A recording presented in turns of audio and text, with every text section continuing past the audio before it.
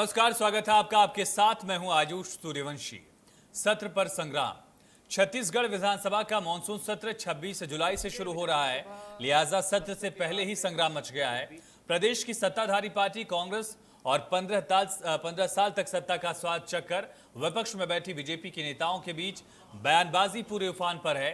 ताजा मामला है नेता प्रतिपक्ष धर्मलाल कौशिक के उस बयान से जुड़ा हुआ, जिसमें उन्होंने कहा था कि प्रदेश में पिछले 2.5 सालों में जिस तरह से सरकार की कार्यप्रणाली रही है, उससे कई मुद्दों पर हम विधानसभा में चर्चा करेंगे। विपक्ष के सवाल पर संसदीय कार्य मंत्री यानी कि रविंद्र चौबे ने जवाब दिया है। आज इसी मुद्दे पर चर्चा करेंगे, लेकिन उससे पहले विपक्ष में बैठी बीजेपी का क्या कहना है, ये सुन लेते हैं। तो सत्र से पहले ही संग्राम शुरू हो गया है। सत्र में भी संग्राम होने की संभावना है। बयानबाजी से किस तरह से सियासत की जा रही है, संग्राम किस तरह से बयानों में भी झलक रहा है, ये सुनिए। सत्र के बाद में, इस सत्र के बीच में प्रदेश के जो महत्वपूर्ण घटनाएं घटी है, इन सारे मामलों को लेकर के हम विधानसभा में जाएंगे और ये सारे मुद्दा विधानसभा के माध्यम से उठाए जाएंगे।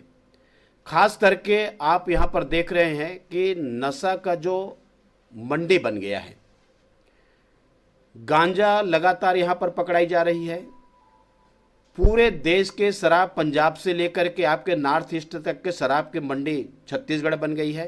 पूरी तरह छत्तीसगढ़ में तो अनार्की हो गई है, अत्याचार बढ़ रहा है, अनाचार बढ़ रहा है, अव्यवस्था बढ़ रही है। सरकार नाम की कोई चीज नहीं है, विकास के काम अवरुद्ध पड़े हुए हैं। किसान दर दर की ठोकरें खा रहा है, उसको खाद नहीं मिल रही है, बीज नहीं मिल रही है। ऊपर से पानी भी, बरसात कम होने के कारण नहरों से पानी छोड़ा जाना चाहिए, वो भी छोड़ा नहीं जा रहा है और किसान परेशान है। किसानों को 10-10 क्विंटल कंपोस्ट खाद जो है वो मिट्टी और रेत के रूप में खरीदने को मजबूर किया जा रहा है। धर्मांतरण यहाँ पर बहुत तेजी से हो रहा है। बस्तर में और सरगुजा में तो इसको लेकर आंदोलन हुए हैं। उनके पास सदन में हम क्या करेंगे वो डिक्टेट करने वाले हमारे हेडमास्टर नहीं है। हमारा निर्णय हम स्वयं करेंगे। सत्र को लेकर जहां एक और बीजेपी सरकार को कई मुद्दों पर घेरने की रणनीति तैयार कर चुकी है, वहीं सरकार भी सत्र को लेकर पूरी तरह से तैयार है। आखिर पूरे मामले पर संसदीय कार्य मंत्री रविंद्र चौबे का क्या कहना है, ये सुनते हैं। सदन इसीलिए होता है कि वहाँ सामूहिक चर्चा कराई जाए, प्रदेश की आवश्यकताओं को लेकर के बढ़िया चर्चा, रचनात्मक और सकारात्मक चर्चा हो। विपक्ष अगर कहता है कि हम घेरने की तैयारी में हैं, तो निश्चित रूप से उनको अपनी बात रखना चाहिए। सदन से उनको भागना नहीं चाहिए। मैं फिर आपके माध्यम से उनसे आग्रह करना चाहता हूं कि सदन में कार्यवाही में लगातार हिस्सा लें, अपना प्रश्न रखें, अपनी बातें रखें। सरकार हर प्रश्नों के जवाब देने के लिए तैयार है, हर प्रश्न का हमारे पास उत्तर है, लेकिन केवल प्रश्न करते हैं और सदन छोड़ करके पलायनवादी रूप उनका 2-3 विधानसभा सत्रों में हमने देखा है। ये उनका, मैं समझता हूं कि उनके खुद के हित में नहीं है। इसलिए विधानसभा सत्र, हालांकि ये जो वर्षाकालीन सत्र छोटा सत्र होता है, लेकिन सभी मुद्दे आएंगे और हम उसका प्रतिकार करेंगे और जवाब देंगे। 4 दिन के सत्र में हुए छोटा होता है, हालांकि छोटे सत्र को लेकर बीजेपी भी खुद लगातार सवाल खड़े करती रही है। बीजेपी का कहना है कि जानबूझकर सरकार चर्चा से बचना चाहती, इस वजह से ये सत्र कम दिन के लिए बुलाया है, कम बैठकों का बुलाया गया है। लेकिन बड़ा सवाल ये है कि जिस तरह से सत्र के पहले ही बयानों के तीर दिख रहे हैं, जिस तरह से सत्र शुरू होने से पहले ही गर्मा गर्मी वाला बयान का सिलसिला शुरू हो गया है, क्या सत्र में इस बार सार्थक चर्चा की उम्मीद की जाए? क्या सत्र में इस बार उम्मीद की जाए कि किसानों के मुद्दे पर बात होगी? क्या सत्र में इस बार बात की जाए, उम्मीद की जाए कि कोविड को लेकर बात होगी? जो मुद्दे बीजेपी उठाने के लिए कह रही है, जिस पर सत्ता पक्ष ने भी कहा कि हम जवाब देने के लिए तैयार हैं, लेकिन ये यकीन दिलाने की कोशिश दोनों पार्टियों ने की है, उसको लेकर हकीकत क्या दिखेगी सत्र में? सबसे बड़ा सवाल ये है इस वजह से क्योंकि छत्तीसगढ़ में लगभग हर सत्र में इतना हंगामा हुआ, लगातार सत्र की कार्यवाहियां स्थगित हुई हैं। कभी विपक्ष वॉकआउट कर जाता है तो कभी सत्ता पक्ष की तरफ से लगातार बयानबाजियां की जाती हैं और इस वजह से भी सदन की कार्यवाही कई बार बाधित होती है और इसकी वजह से सदन के अंदर हर सत्र में हंगामा दिखा है। कभी अंडे को लेकर, कभी धान को लेकर, कभी राजीव गांधी किसान न्याय योजना को लेकर, गोधन न्याय योजना का भी जिक्र कई बार हुआ है। हालांकि इस बार कई सारे मुद्दे हैं। 2.5 साल सरकार के पूरे हो गए हैं। राजीव गांधी किसान न्याय योजना की किस्त को लेकर बीजेपी सवाल करेगी। गोधन न्याय योजना को लेकर सवाल खड़े करने वाली है बीजेपी। इसके अलावा हाल में जिस तरह से जो बिना ज़मीन वाले किसान हैं, जिन काश्तकारों के पास ज़मीन नहीं है, उनको सरकार योजना के तहत ज़मीन देने वाली है। उनको फ़ायदा दरअसल माफ़ कीजिए, उनको राशि दी जाएगी सरकार की तरफ से। उस योजना को लेकर भी बीजेपी सवाल खड़े कर रही थी। तमाम मुद्दे हैं, उन मुद्दों पर लगातार बीजेपी सवाल उठा रही है। हालांकि सत्ता पक्ष का कहना है कि हर सवाल के लिए हम तैयार हैं। चलिए, दो खास मेहमान हमारे साथ जुड़ चुके हैं। सुरेंद्र वर्मा जी प्रदेश प्रवक्ता हैं कांग्रेस के, बहुत स्वागत है सुरेंद्र जी। उमेश घोरमोड़े जी हमारे साथ जुड़ चुके हैं, नेता बीजेपी की। उमेश जी, आपका भी बहुत स्वागत है। सबसे पहला सवाल सुरेंद्र जी आपसे ही होगा। संसदीय परंपरा के मुताबिक सरकार किस तरह से बेहतर तौर पर सदन को चलाए, ये संसदीय कार्य मंत्री का जिम्मा होगा। विपक्ष का सहयोग भी उसमें होने वाला है। लेकिन जिस तरह से बयानों के तीर दिख रहे हैं, उससे कितनी उम्मीद की जाए कि जनहित के मुद्दों पर सार्थक चर्चा हो पाएगी इस बार? क्योंकि अब तक तो जो नहीं दिखा है, उसकी उम्मीद इस बार कितनी की जाए?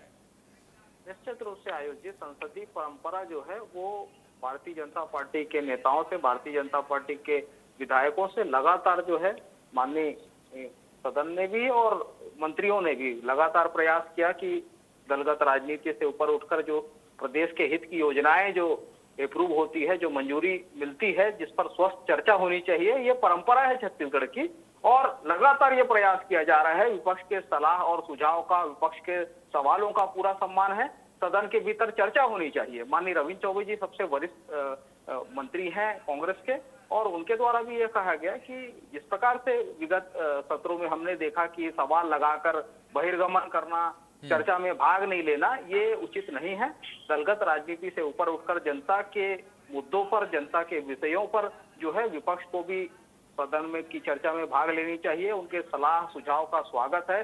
जिस प्रकार से लगातार छत्तीसगढ़ में न्याय की दिशा में काम किया जा रहा है, राजीव गांधी किसान न्याय योजना के माध्यम से किसानों के साथ ना, गोधन न्याय योजना के माध्यम से जो गौपालक हैं, जो भूमिहीन किसान हैं, जो गांव गरीब और आदिवासी वर्ग के लोग हैं, उनकी समृद्धि के लिए जिस प्रकार से उनको सीधे तौर पर फायदा पहुंचाने का काम सरकार कर रही है, और उसी से को आगे बढ़ाते हुए न्याय के ये तीसरे चरण के रूप में भूमिहीन कृषि मजदूरों के लिए जो योजना लेके आ रही है, तो ऐसे महत्वपूर्ण समय में, और जब कोरोना काल चल रहा है पूरे देश में, जहां महंगाई को लेकर, बेरोजगारी को लेकर, घटती नौकरी को लेकर 97% लोगों की जहां आय कम हुई है, ऐसे समय में छत्तीसगढ़ सरकार द्वारा छत्तीसगढ़ के नागरिकों को सीधे लाभ पहुंचाने के की जो योजनाएं हैं, सीधे तौर पर खातों में पैसा पहुंचाना, उनको मनरेगा में काम देना। देश के 24% जो मनरेगा की मजदूरी वितरित हुई है लॉकडाउन के दौरान, वो छत्तीसगढ़ में हुई है। वनोपज की हम बात करें तो देश के कुल खरीदी का 73% केवल और केवल छत्तीसगढ़ में हुई है। और दर की हम बात करें तो 2500 रुपए प्रति मानक बोरा जो दर था तेंदू पत्ते का, 4000 में खरीदी कर रही है सरकार। 17 रुपए महुआ का रेट था, 30 रुपए में खरीद रही है। और जिस प्रकार से बस्तर का इमली, बस्तर का अमचूर, बस्तर का काजू और डेनेक्स जो ब्रांड बना है रेडीमेड का, दंतेवाड़ा जिला की महिला स्व सहायता समूह ने जो तैयार करके देश में वितरित करने का काम किया है, और जो संजीवनी जो हमारा रिटेल शॉप था फॉरेस्ट का, उसको अमेजन से जोड़कर जो मार्केट उपलब्ध कराया गया है, जो फॉरेस्ट और कृषि उपजों की प्रोसेसिंग के माध्यम से जो नई नई योजनाएं जो सरकार के माध्यम से लोगों की समृद्धि, गांव गरीब किसान और लोगों के लिए रोजगार के जो अवसर। ठीक है, मैं लौटता हूं सुरेंद्र जी। उमेश जी, परंपरा का जिक्र किया जा रहा है, लेकिन परंपरा को बीजेपी कितना पालन में ले आती है? क्योंकि अक्सर आप लोग वेल में चले जाते हैं बीजेपी के विधायक, और वेल में जाने के बाद निलंबन हो जाता है अपने आप। ये छत्तीसगढ़ विधानसभा की परंपरा है। इस परंपरा का पालन इस बार कितना दिखेगा? और जो बड़ा आरोप कांग्रेस लगातार दोहराती रही है, रविंद्र चौबे संसदीय कार्य मंत्री के तौर पर भी आरोप दोहरा रहे हैं, कहा जाता है कि आप लोग रणछोड़ दास हो गए, सवाल तो उठाते हैं लेकिन सुनते नहीं है। देखिए आयुष जी, चाहे अभी जो सब सदन प्रारंभ होने वाला है उस विषय की हम बात करें, या बीते 2.5 वर्षों की हम बात करें, उन तमाम सदन की कार्यवाहियां आप उठा करके देख, उस सदन के अंदर में विपक्ष के तमाम नेता होने के नाते भारतीय जनता पार्टी के तमाम विधायकों ने जो सवाल वहां पर रखे हैं, छत्तीसगढ़ की जनता के हित से जुड़े हुए सवाल वहां पर रखे हैं, उन तमाम विपक्ष के विधायकों का मकसद यह नहीं है कि सदन में हंगामा खड़ा करें, या फिर हमारा कोई ये मकसद नहीं है कि हम सरकार को घेरें। हमारा मकसद तो यह है कि सदन में छत्तीसगढ़ की जनता से जुड़े हुए विषय को बेहतर तरीके से वहां पर रखा जाए, और सरकार की तरफ से उस पर एक सकारात्मक चर्चा और कोई ठोस नीति के साथ छत्तीसगढ़ की जनता के हित में एक सकारात्मक चर्चा हो। लेकिन बीते 2.5 वर्षों के अंदर में हमने देखा है कि विपक्ष की तरफ से जब सवाल आते हैं तो यह सरकार विज्ञापनों वाली सरकार है, झूठी वाहवाही लूटने वाली सरकार है। इसका जीता जागता उदाहरण यहाँ पर सुरेंद्र वर्मा जी पेश कर रहे थे। जब इस विज्ञापन वाली और झूठी वाहवाही लूटने वाली सरकार से तीखे सवाल किए जाते हैं, छत्तीसगढ़ की जनता के हित से जुड़े हुए जीवंत मुद्दों को, जीवंत सवालों को जब सदन में रखा जाता है तो यह सरकार और सरकार में बैठे हुए तमाम जिम्मेदार लोग जवाब देने से बचने का प्रयास करते हैं और इनके पास जवाब नहीं होता है तो ये गोल मोल घुमा करके भाग जाते हैं। ये हम पर आरोप लगाते हैं कि हम गर्भ पर प्रवेश कर लेते हैं और तमाम तरह के आरोप ये लगातार लगाते रहते हैं। अरे मैं तो इनसे, इनके तमाम विधायकों से पूछना चाहता हूं कि आपकी तरफ से सकारात्मक और संतोषजनक जवाब क्यों निकल करके नहीं आता है। ऐसे तमाम विषय है, मैंने 2.5 वर्षों का जिक्र किया। अगर मैं कोविड काल की ही बात कर लूं तो कोविड काल के ही एक सवाल का जवाब अभी तक गोल गोल घूम रहा है, उस पर इम्प्लीमेंटेशन नजर नहीं आता।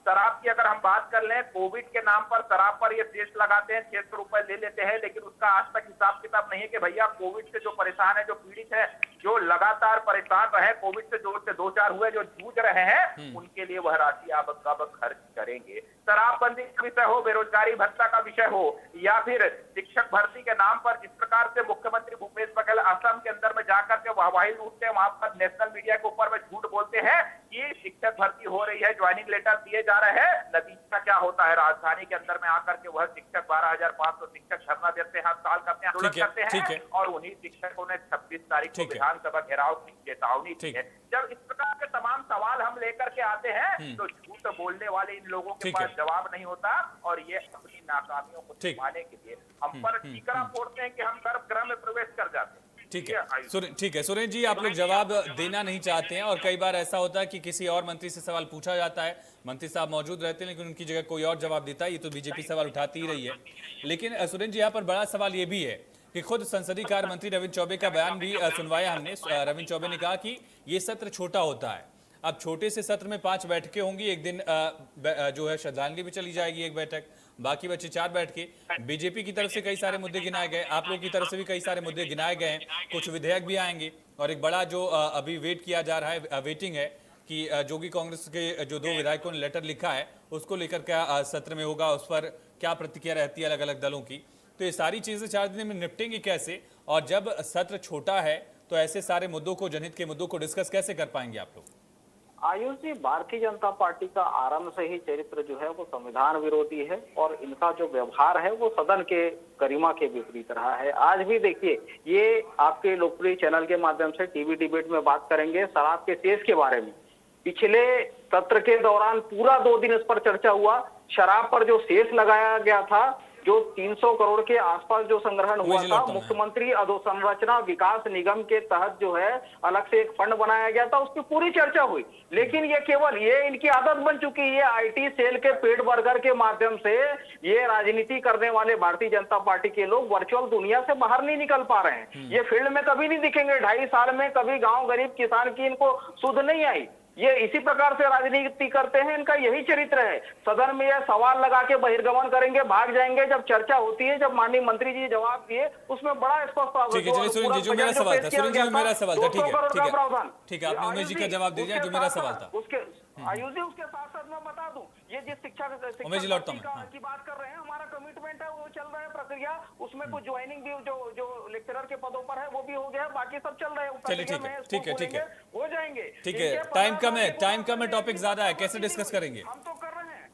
अरे टाइम कम है सुरेंद्र जी, टाइम कम है, मुद्दे बहुत ज्यादा हो गए। बीजेपी ने कई सारे 10 मुद्दे गिना दिए, 10 मुद्दे आपने गिनाए और जोगी कांग्रेस के जो 2 विधायक अपने आप में बड़ा मुद्दा है। मुझे नहीं लगता कि इतनी शांति से वो गुजर जाएगा। धर्म निभाने अंकुश जी पूरी तरह से ये फेल रहे हैं, ये भाग रहे हैं, ये कभी सही में नहीं दिखते।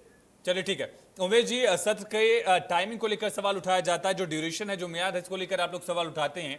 लेकिन जब इसी कोरोना काल में देश की संसद का एक सत्र नहीं होता है तब सवाल नहीं उठता है। यहाँ पर 5 दिन की बैठकें हो रही हैं, इसमें से पूरा क्यों नहीं माना जा रहा है? देखिए आयुष जी, लगातार यह आज का विषय नहीं, आपने केंद्र पर भी सवाल उठाया है, मैं उसका भी जवाब दूंगा।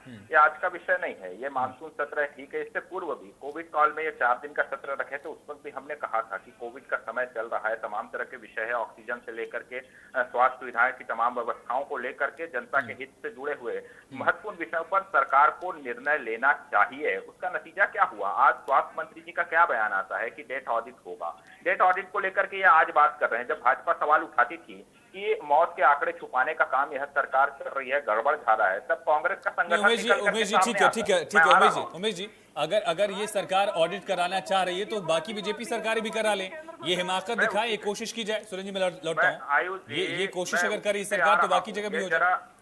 जरा गंभीर विषय है, मेरी बात सुन लीजिएगा। कहिए। देखिए, एक ऑक्सीजन के ऑडिट की बात करते हैं। एक समय में मुख्यमंत्री भूपेश बघेल जी सहित तमाम नेता ऑक्सीजन में सरप्लस बताया करते थे छत्तीसगढ़ को। यहाँ तक कि प्रियंका वाड्रा जी को भी गिफ्ट में यहाँ से ऑक्सीजन भेज दिया गया। और ये आज मौत के आंकड़ों को छुपाने की आरोप जो भाजपा लगाती थी उसको कहीं ना कहीं स्वीकार कर रहे हैं। और जब भाजपा आरोप लगाती थी तो कांग्रेस का संगठन, सुन लीजिए, कांग्रेस के संगठन और कांग्रेस के प्रदेश अध्यक्ष ने 2 महीने पहले प्रेस कॉन्फ्रेंस किया था।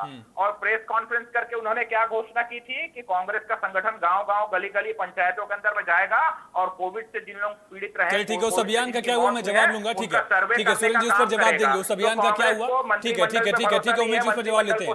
ठीक है, कोई बात नहीं, ठीक है संगठन के ऊपर ठीक है, उस पर जवाब लेते हैं, उस पर जवाब लेते हैं, सुरेंद्र जी से जवाब लेते हैं, उमेश जी उस पर जवाब लेंगे। ठीक है, लेकिन उमेश भाई उस पर जवाब लेंगे। जो अभियान चलाया गया था कांग्रेस की तरफ से, उस अभियान के आंकड़े क्या हुए और ऑडिट कराने की नौबत क्यों आई है, इसका जवाब लेंगे। अभियान के लिए निकले ही नहीं आयुष जी। ठीक है, कोई बात नहीं, उसका जवाब ले लेंगे। ठीक है, उसका जवाब लेते हैं। लेकिन उमेश जी ये बताइए, जिस तरह से केंद्र सरकार की तरफ से भरी संसद में कह दिया गया कि ऑक्सीजन से एक भी मौत नहीं हुई है, ये अपने आप में बड़ी विडंबना नहीं लगती आपको? देखिए, निश्चित तौर पे कोविड को लेकर के जिस प्रकार की स्थितियां पूरे देश के अंदर में तमाम राज्यों, छत्तीसगढ़ समेत तमाम राज्यों के अंदर में जो स्थितियां निर्मित हुई, केंद्र सरकार का काम था कि इक्विपमेंट उपलब्ध कराना, ऑक्सीजन उपलब्ध कराना, और स्थानीय राज्य सरकार के हाथ में वहां की स्थानीय व्यवस्थाएं थी। और राज्य सरकारों से, तमाम राज्य सरकार, उनमें कांग्रेस की भी राज्य सरकार है और तमाम राज्य सरकार है, इन्हीं राज्य सरकारों ने जो रिपोर्ट भेजी है केंद्र सरकार को, उसी के आधार पर वहां से बातचीत हो रही है। तो सर एक बार को मान लेते हैं कि कांग्रेस शासित राज्यों ने रिपोर्ट सही नहीं भेजी, बीजेपी शासित राज्यों में भी मौत नहीं हुई क्या? निश्चित तौर पर उमेश भाई, उमेश जी ठीक है मैं लौटता हूँ। सुरेंद्र जी आपके पास आऊंगा, लेकिन एक क्विक रिएक्शन। चलिए मान लेते हैं कांग्रेस शासित राज्यों ने आंकड़ा छुपा लिया जैसा आप आरोप लगा रहे हैं, बीजेपी शासित राज्यों में भी ऑक्सीजन की कमी से एक भी मौत नहीं हुई, या फिर रिपोर्ट नहीं भेजा गया बीजेपी ने शासित राज्यों में से भी? देखिए, मैंने पहले ही कहा, जिस प्रकार की स्थितियां कोविड काल के अंदर में थी और ऑक्सीजन को लेकर के आपूर्ति, जैसे आप बात कर ले, उत्तर प्रदेश की बात कर ले, मध्य प्रदेश की बात करें, तमाम अन्य राज्यों, बीजेपी राज्यों की बात कर ले, कांग्रेस के तमाम राज्यों से बेहतर तरीके से, चलिए ठीक है, मैं लौटता हूँ। ठीक है मैं समझ गया सुरेंद्र जी। ठीक है, स्थितियां निर्मित हुई। ठीक है सुरेंद्र जी, कोविड को लेकर ठीक है उमेश जी मैं लौटता हूँ, आपने क्या लिया? उमेश जी सुन लेते हैं। लोकतंत्र है, जनता को मुखर होने का अधिकार है, जनता के तरफ से आवाज बुलंद हो जाती है। ठीक है सुरेंद्र जी आवाज आ रही क्या? सुरेंद्र जी आवाज आ रही क्या आपको? सुरेंद्र जी सुन पा रहे हैं आप? आयुष जी आ रही आवाज? हाँ ठीक है सुरेंद्र जी, सवाल ये है, कांग्रेस की तरफ से एक अभियान चलाया गया था कि कांग्रेस शासित राज्यों में सरकार की तरफ से या संगठन की तरफ से ये आंकड़ा जुटाया जाएगा कि कितनी मौतें हुई हैं, कितने लोग इन्फेक्ट हुए थे और क्या कारण था मौत का। उसका क्या हुआ? उस अभियान का क्या किया आप लोगों ने? कहाँ ठंडे बस्ते में डाला है? ऑडिट कराने की नौबत क्यों आ रही है सर? पूरे देश के 630 जिलों में एक साथ ये कार्यक्रम शुरू हुए हैं, जिसमें 5 प्रश्न हैं। कितने लोग प्रभावित हुए परिवार में, किसकी जान गई? सुन लीजिए आयुष जी, चुप कराइए इनको। ठीक है मुझे सुन लेते हैं। मोदी सरकार जो है सत्य और संवेदनहीनता का सुन लेते हैं। आयुष जी जिस बात का आरोप लगा रहे हैं मैं बता दूं, छत्तीसगढ़ देश के उन 2 राज्यों में शामिल है। झारखंड और छत्तीसगढ़ ऐसे राज्य रहे हैं जब पीक के समय भी हमारी जो उपलब्धता है, ऑक्सीजन का उत्पादन है, वो हमारी खपत से 3 गुना अधिक थी। 400 मीट्रिक टन हमारा उत्पादन था और खपत अधिकतम 150 मीट्रिक टन। आज राज्यों को छत्तीसगढ़ से ऑक्सीजन की सप्लाई पीक के समय किया गया। आयुष जी ऑडिट की बात कर रहे हैं आपके, सुन लो आयुष जी, चुप कराइए इनको। ठीक है मंत्री ऑडिट की बात कर रहे हैं। उमेश भाई सुन लेते निश्चित रूप से पारदर्शिता जो है लोकतंत्र में विश्वसनीयता के लिए सबसे आवश्यक है।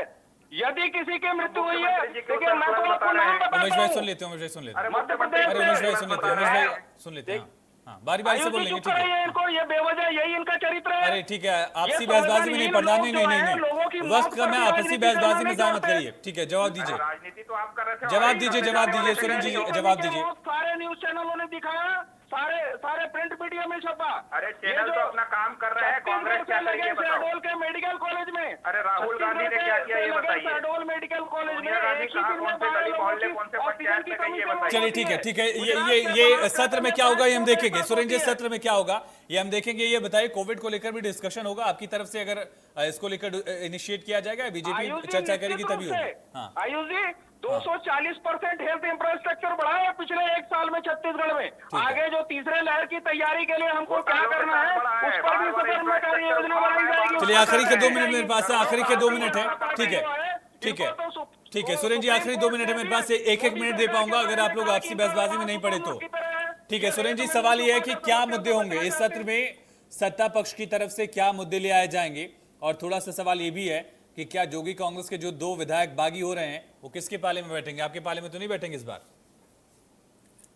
आयुष जी देखिए, सम्मानीय विधायक हैं जोगी कांग्रेस के, जो भी हैं उनका आपस का मामला है, उनकी पार्टी का मामला है। कांग्रेस यहाँ पूरी तरह से मजबूती से काम कर रही है। 68 विधायक है, ठीक है, मुद्दे पे आते हैं। मुद्दे, हाँ मुद्दे क्या होंगे? मूल बात जो है इस सत्र में जो वैक्सीन की कमी से छत्तीसगढ़ जूझ रहा है, जो भारतीय जनता पार्टी के छत्तीसगढ़ के नेताओं के बरगलाने के कारण से लगातार छत्तीसगढ़ की उपेक्षा हो रही ठीक है। है। खाद की सप्लाई जो रोकी जा रही है केंद्र के द्वारा, जो जासूसी और षड्यंत्र के नए नए एंगल सामने आ रहे हैं। जो रमन सिंह के समय भी पेगासस को यहाँ पर बुलवाया गया था, उसके अधिकारी और इजरायली नागरिक आए थे। जो चलिए पेगासस भी गूंजेगा, ये तो साफ आपकी बात से हो गया। चलिए ठीक है, उमेश भाई क्या मुद्दे होंगे बीजेपी की तरफ से? हम तो पेगासस इससे पर जवाब देने को पूछेंगे। तैयार हैं आप लोग? हम तो इससे पूछेंगे कि भैया आप 4 साल बाद क्यों जाग रहे हैं? अभी कौन सा दवाई खिला दी आपको 10 जनपद ने, जो उनके इशारे पर आप 4 साल बाद पेगासस वाले मामले में जाग रहे हैं? अब तक क्यों सोए थे सुरेंद्र भैया? जी सुन लेते, सुरेंद्र जी सुन लेते, सुरेंद्र जी सुन लेते हैं। वैक्सीनेशन वाले मामले में आपने किस प्रकार से दिग्भ्रमित किया छत्तीसगढ़ को? आपके स्वास्थ्य मंत्री ने, अरे भैया शांत हो जाओ, सुरेंद्र जी सुन लेते हो हैं। जाइए, बीपी मत बढ़ाइए। सदन में भी यही स्थिति आपके नेताओं की रहती है। आपके चेहरे पे सुरेंद्र वर्मा जी, मुख्यमंत्री भूपेश बघेल जी की बौखलाहट को मैं देख पा रहा हूँ। कमोबेश ऐसे ही मुख्यमंत्री भूपेश बघेल सदन में बौखलाते हैं। स्वास्थ्य मंत्री जी जब उनसे पूछेंगे कि भैया निजी क्षेत्र में अनुदान आपने क्यों दे दिया, तो ऐसे ही मुख्यमंत्री भूपेश बघेल बौखलाएंगे। जीता जागता उदाहरण आप यहाँ चलिए पर 10 सेकंड है, उमेश जी अगर मुद्दे बताना चाहें तो ठीक है, वरना आपसे आरोप प्रत्यारोप कर लें आप। चलिए बहुत शुक्रिया सुरेंद्र वर्मा जी आपका, उमेश गोरमड़ी जी आपका चर्चा में जुड़ने के लिए। तो पेगासस का मुद्दा भी गूंजने वाला है, कोविड वैक्सीन को लेकर भी यहां पर चर्चा होगी, कोविड से हुई मौतों का भी जिक्र होगा। सत्र में कई सारे मुद्दे हैं, लेकिन मुद्दों पर चर्चा कितनी हो पाएगी? बीजेपी वेल में जाती है, बीजेपी वॉकआउट करती है, बीजेपी चर्चा में शामिल होती है। सत्ता पक्ष की तरफ से जिस मंत्री से सवाल पूछा जाता है वही मंत्री साहब जवाब देते हैं या नहीं होगा, ये सारी चीजें देखनी होंगी। लेकिन सार्थक चर्चा हो, ये छत्तीसगढ़ के लिए बेहद जरूरी है, क्योंकि इस बार कोविड से रिलेटेड कई सारे मुद्दे हैं जिन पर सार्थक चर्चा की बेहद ज्यादा जरूरत है, और ये जिम्मेदारी संसदीय कार्य मंत्री की तरफ से भी पूरी होनी चाहिए, और साथ साथ विपक्ष को भी अपनी पूरी जिम्मेदारी निभानी चाहिए, ताकि छत्तीसगढ़ की जनता के मुद्दों पर चर्चा हो सके, छत्तीसगढ़ की जनता को उनके सवालों का जवाब मिले। फिलहाल चर्चा में इतना ही।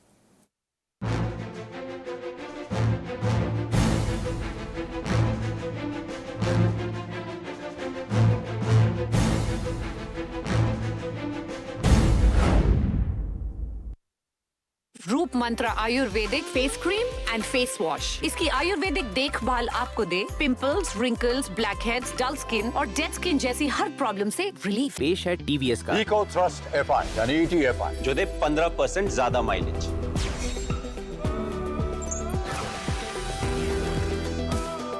हम बनाएं जो आपका दिल चाहे। प्रिय वनवासी भाइयों और बहनों, जय जोहार। एक समय था जब वनोपज आदिवासियों और वन आश्रित परिवारों के शोषण का प्रतीक बन गई थी। आज वही वनोपज उनकी ताकत बन गई है। सवाल उठता है कि मात्र 2.5 साल में यह बदलाव कैसे आया। मैं कहना चाहता हूं कि यह बदलाव सरकार की इच्छा शक्ति और नियत के कारण आया। हम हर हाल में आदिवासियों, वन आश्रित परिवारों के आय बढ़ाना चाहते हैं, इसलिए हमने वनोपज की खरीदी बिक्री में मुनाफाखोरों और बिचौलियों की भूमिका को पूरी तरह समाप्त कर दिया है। अपने वादे के अनुरूप तेंदुपत्ता संग्रहण दर 2,500 रुपया मानक से बढ़ाकर 4,000 रुपया मानक बोरा कर दी है। पहले केवल 7 तरह के वनोपज की खरीदी समर्थन मूल्य पर होती थी। हमारी सरकार ने 52 तरह के वनोपजों के समर्थन मूल्य पर खरीदी की व्यवस्था कर दी है। वनोपज के संग्रहण दर तथा समर्थन मूल्य बढ़ाने के कारण 13 लाख से अधिक परिवारों को प्रति वर्ष 500 करोड़ रुपए के अधिक की अतिरिक्त आमदनी होगी। हमने वनोपज के प्रसंस्करण का पूरा काम भी वनवासी भाइयों बहनों को सौंपा है। राज्य में करीब 5000 महिला स्व सहायता समूहों के माध्यम से वनोपजों की खरीदी की जा रही है। इससे हजारों बहनों को रोजगार मिला है।